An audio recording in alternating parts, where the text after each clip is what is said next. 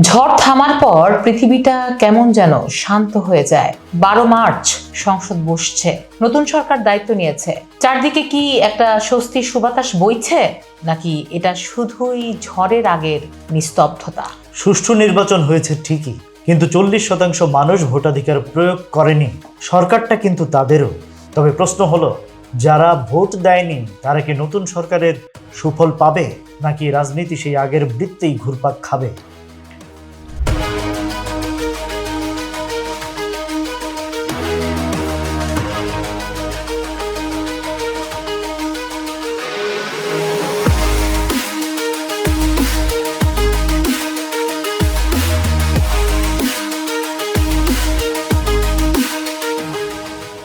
স্থিতি আর স্বস্তি কি আসলো এবার? নতুন প্রধানমন্ত্রী তারেক রহমানের সামনে এখন কোন কোন চ্যালেঞ্জ পাহাড় সমান হয়ে দাঁড়িয়েছে? শেখ হাসিনা সরকারের পতনের পর থেকে একটা শব্দ আমাদের পিছু ছাড়ছে না: মব ভায়োলেন্স। আইন নিজের হাতে তুলে নেয়ার প্রবণতা। অন্তর্বর্তী সরকারের শেষ দিকেও আইন শৃঙ্খলার খুব একটা উন্নতি দেখা যায়নি। নাটোরে গোষ্ঠীগত সংঘাতে 4 জন নিহত হওয়ার খবরটা বেশ বিড়ম্বনার। এই যে ঢালাও মামলা, পেশাজীবী আর সাংবাদিকদের হয়রানি, নতুন স্বরাষ্ট্রমন্ত্রী কি পারবেন এই ভীতির পরিবেশ পাল্টে দিতে?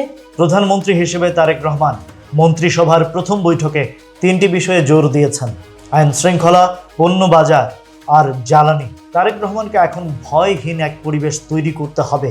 পণ্যবাজারের যা অবস্থা, গতবারের চেয়ে এবার কিন্তু মানুষের নাভিশ্বাস বেশি উঠেছে।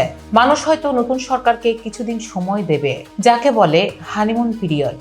কিন্তু বেশি দেরি হলে মানুষের ধৈর্য বাঁধ ভেঙে যেতে পারে। আর পররাষ্ট্রনীতির কথা তো না বললেই নয়। বিশেষ করে ভারতের সঙ্গে সম্পর্ক বিশেষ কোনো দলের সঙ্গে নয়, সম্পর্ক হতে হবে জনগণ কেন্দ্রিক। ভারত এখন সেই সুরেই কথা বলছে।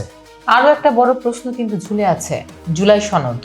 রাষ্ট্র সংস্কারের যে স্বপ্ন আমরা দেখেছিলাম, সেটা কি তবে হারিয়ে যাবে? তারেক রহমান কি পারবেন একটি পরিশুদ্ধ রাজনৈতিক ধারা তৈরি করতে? শেষ হয়েও হইল না শেষ, এই কথাটি যেন বাংলাদেশের রাজনীতির পিছু ছাড়ছে না। তবে মানুষ খুব বেশি কিছু চায় না। তারা চায় নিরাপত্তা, বাজারে গিয়ে স্বস্তি আর একটি কার্যকর সংসদ। প্রশ্নটা তাই আপনাদের কাছে রাখি, নতুন সরকার কি পারবে গত 1.5 বছরের অরাজকতা মুছে দিয়ে মানুষকে সত্যিকারের স্বস্তি দিতে? আপনাদের কি মনে হয়, কোন কাজটা সরকারের সবচেয়ে আগে করা উচিত?